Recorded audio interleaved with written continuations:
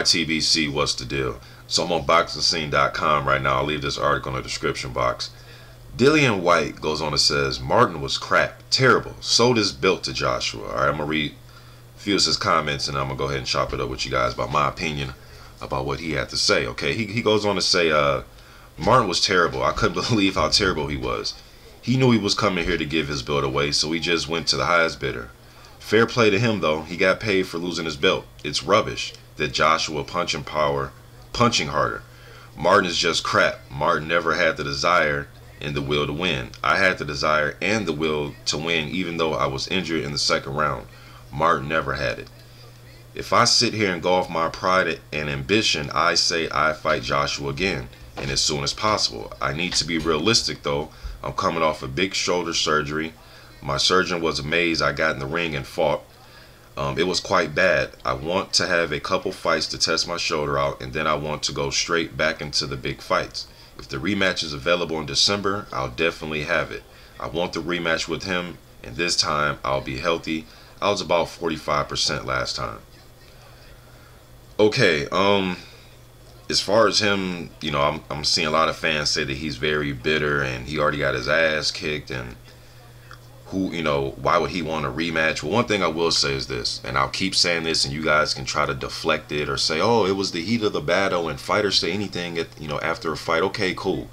But I heard Joshua out of his own mouth say that he wanted a Dillian Whyte rematch. Now, this was right after the fight in December. So obviously he's the IBF title holder now, so he probably has bigger plans.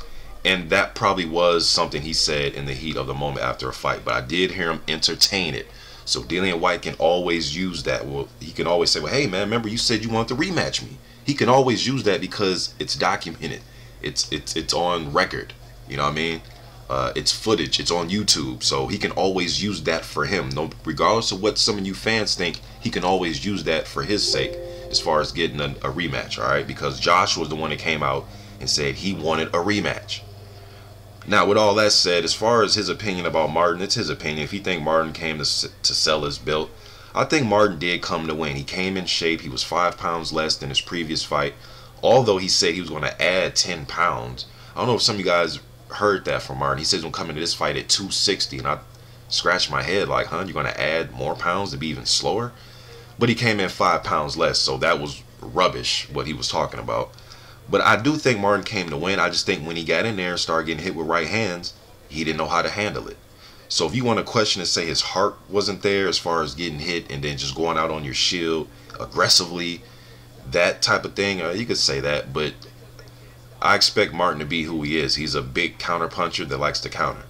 And I thought he needed to get out of that, especially after that second knockdown. I thought he could have got up and just, if you're going to get laid out, man, get laid out at least trying to hit Joshua back.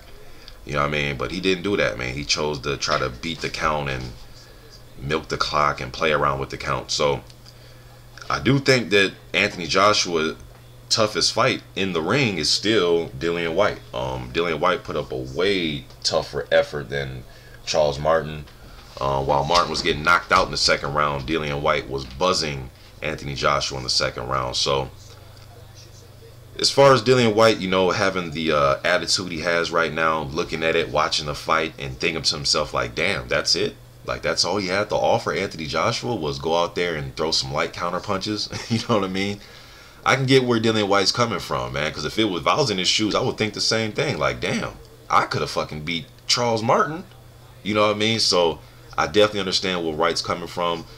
He said that after a couple fights, he's going to be ready for a big fight in December. He has stayed consistent with this because just like a few days ago, I heard an interview on IFL TV.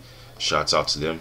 Then I did a video about it that he said that he would take on Shannon Briggs, Tyson Fury, Anthony Joshua. He wants a big fight regardless who it is in December.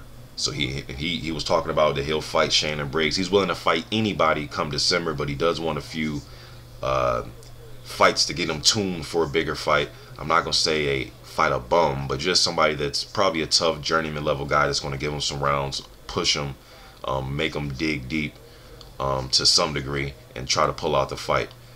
So he wants a few of these. I think he was saying June or July he'll be back. So June, July, then probably get back in there September, October, then be back in there in December. Now that's everything has to go right, you know. So because we don't want him to get another injury or re-injure his shoulder or get a cut to sit him out. But hopefully everything goes right for Dillian Whyte as a heavyweight fan myself, and I want to see him back in there in December because I think he's a tough son of a bitch, man. I really do. So just getting this out there. Dillian Whyte giving his opinion on Charles Martin. YTBC. I'm out.